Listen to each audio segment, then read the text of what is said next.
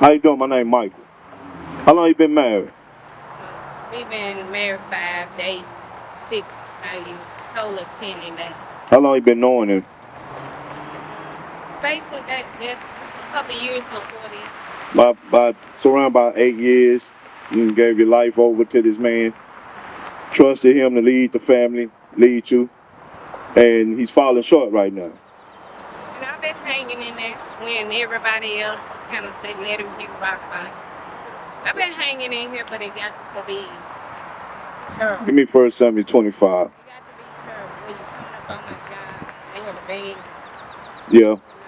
I don't even be there, and they want to know what's going on. I can't hear that. Yeah, you have to. You have to. And he's sick right now. Yeah, I was talking to him and explaining, trying to talk to him. And we just moved into this apartment because I couldn't stay in the house. It ain't been a good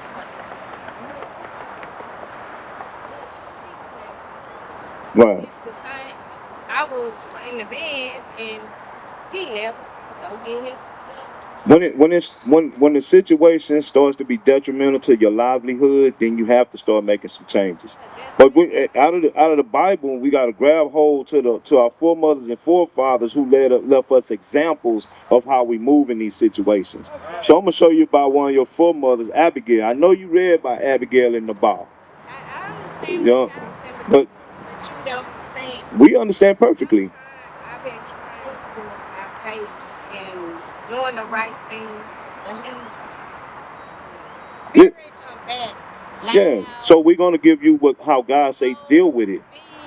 You understand? You gotta live by every word that proceeds from the mouth of God. That's right. That's how you gotta start moving your life, conducting your life. That's how we live. When we have situations in our houses with our wives, we go to the Bible to find examples of how to do things, how to move, how to correct the situation. So that's what we're here for, to give you those things that you may have not seen.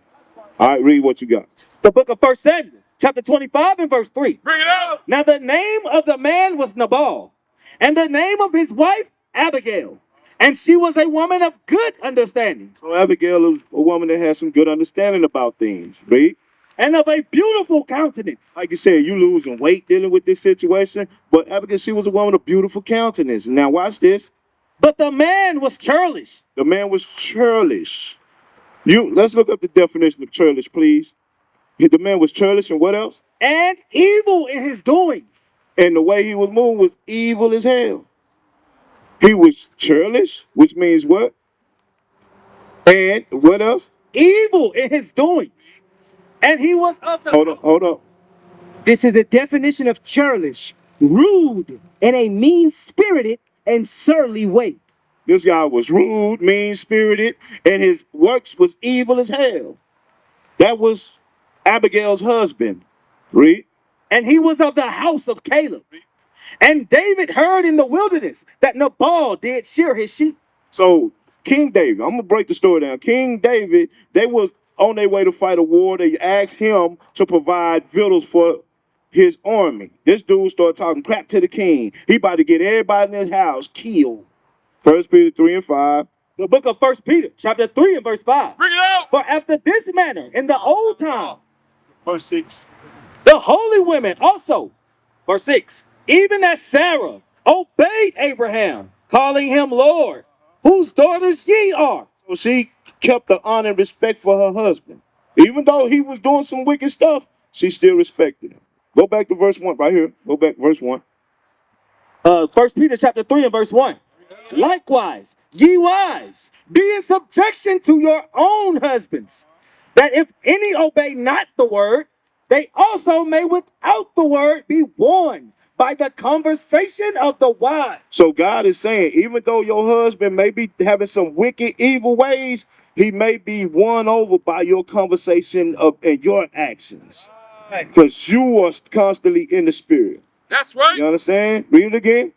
Likewise, ye wives, be in subjection to your own husbands, that if any obey not the word, they also may without the word be won by the conversation of the wives. So if any obey not the word. See, right now, sis, I have to say, because the Bible tells us that the Israelite woman, which you are, You have to be dressed in modest apparel. You're supposed to be keeping the Sabbath day. You're supposed to be keeping the customs that God told us, prescribed for us. So you yourself have to make adjustments in your life to win him over to following the Lord. Bring it up. You understand? Read on.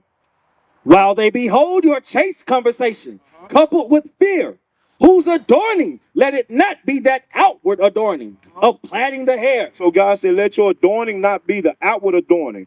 He don't care about how you look. You and your husband been together so long that y'all not even really worried about the physical appearance anymore. But what? The plaiting of the hair and wearing of gold, or the putting on of apparel. But let it be the hidden man Or of let it be the inner person that wins them over. Read. in that which is not corruptible, even the ornament of a meek and quiet spirit. The what? A meek and quiet spirit. So you have to have that. You have to practice that meek and quiet spirit while you got this man in your house. That's right.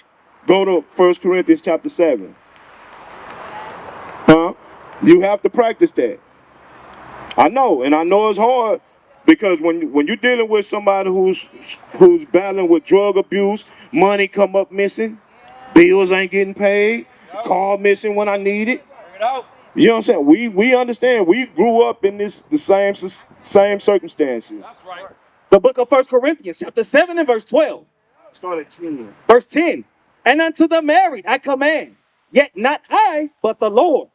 Let not the wife depart from her husband. But, and if she depart, So it's saying don't let the wife not get a divorce from her husband, because marriage is supposed to be, forever if both of y'all are believers. That's right. And believing is keeping the commandments of God. Thou shalt not steal, thou shalt not commit adultery. If these things start to play in your marriage, somebody is not believing. You understand? Read.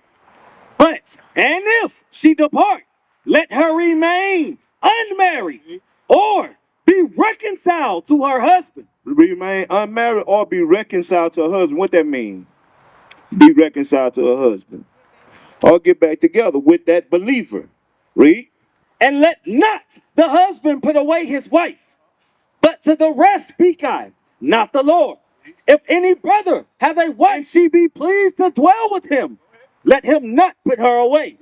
And the woman which hath an husband that believeth not, and if he be pleased to dwell with her, let her not leave him. For the unbelieving husband is sanctified by the wife, and the unbelieving wife is sanctified by the husband. That's right. Else were your children unclean. So this is saying, if they are trying to keep the commandments with you, don't leave them, even though they don't believe. Bring it out. But if they don't believe, you got your children involved, one child over here following him to the crack house, and you trying to keep the laws of God. It ain't gonna work. Your kids defile too. Read. But now are they holy. But if the unbelieving depart, But if that person that don't believe just keep on going back to them streets, let him depart. what God say? Let him depart. Read. A brother or a sister A brother or a sister, read. is not under bondage in such cases. You are not under bondage in such cases. What's the bondage? Marriage. Huh? Maybe we can help them. Why don't you bring them to the school? How you tried? Have you tried? I don't know. Maybe I'll Huh? Or maybe you can go bring them up here right now. Huh?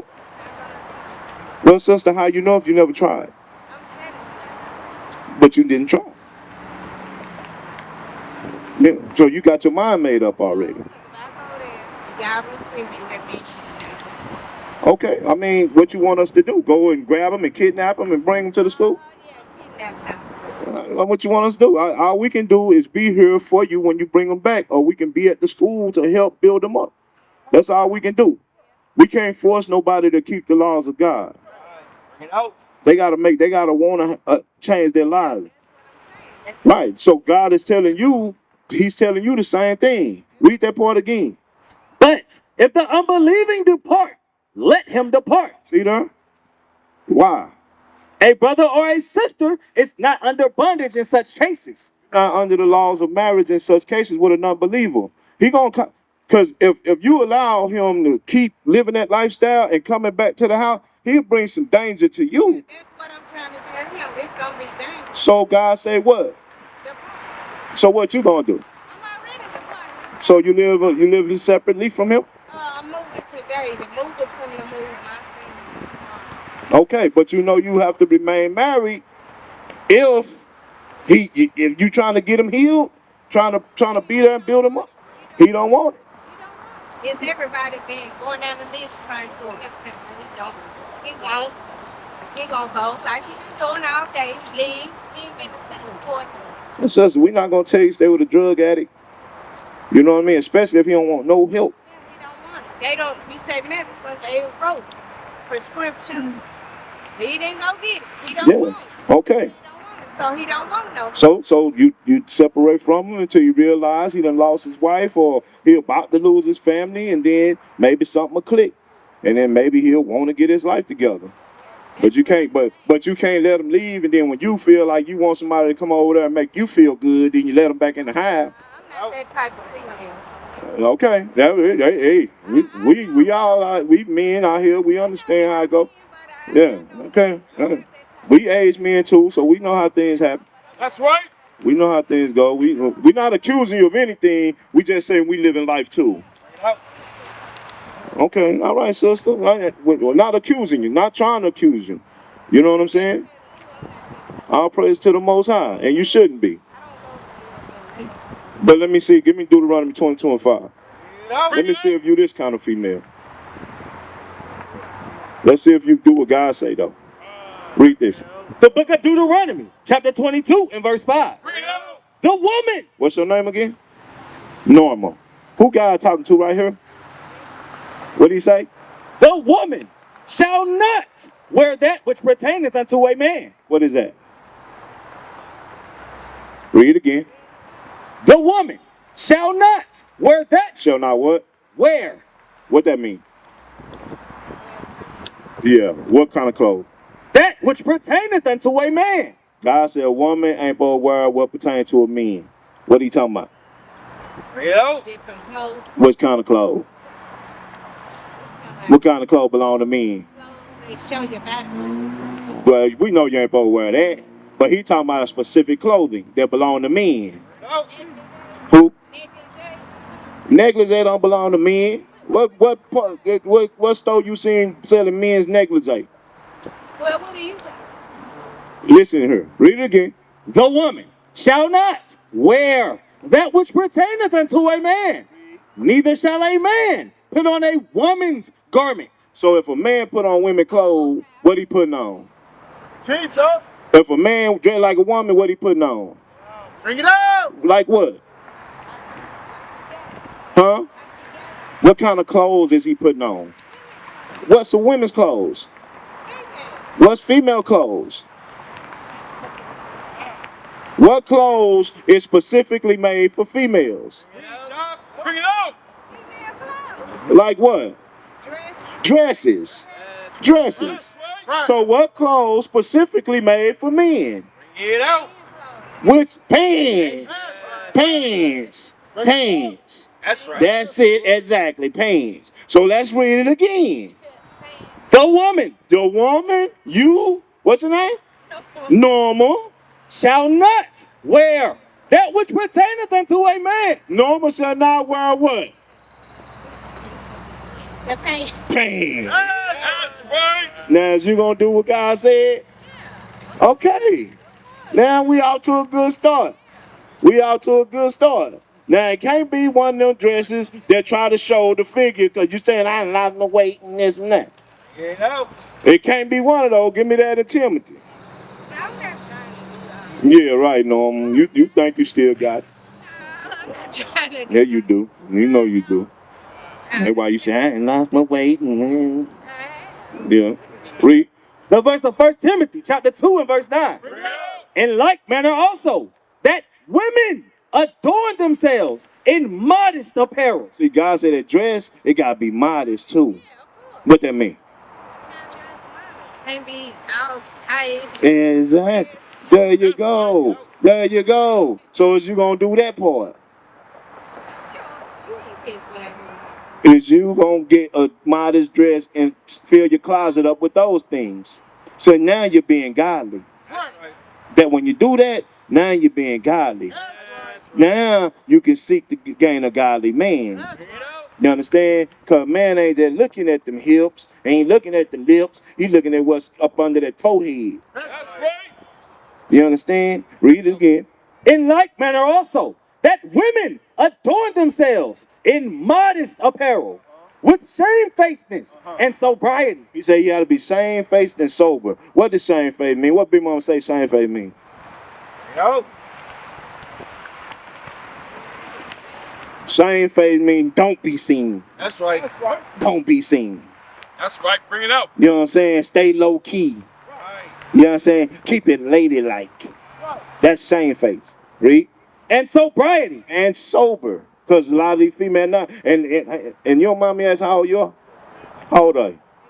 54. I done seen some 54-year-olds, they still at 292 trying to turn up. That's right. That's you? Okay. All right. All right. You still be turned up at the backyard? Okay. All right. All right. All right, Norma. And ain't nothing wrong with having a good time. Because you can have a drink, but you can't be drunk. But what we saying, the Bible said you can have a drink, but you can't be drunk. Yeah, Christ drank wine in moderation. All right. What is a nation?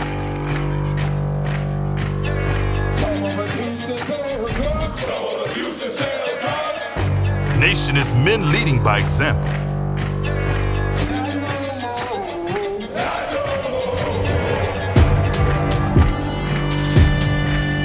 Nation is family.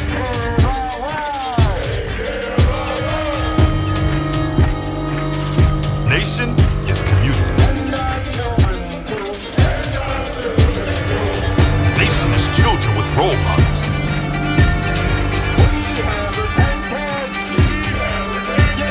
Nation is unity.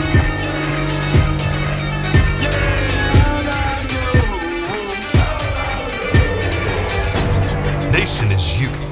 And finally, my brethren, be strong in the Lord. His word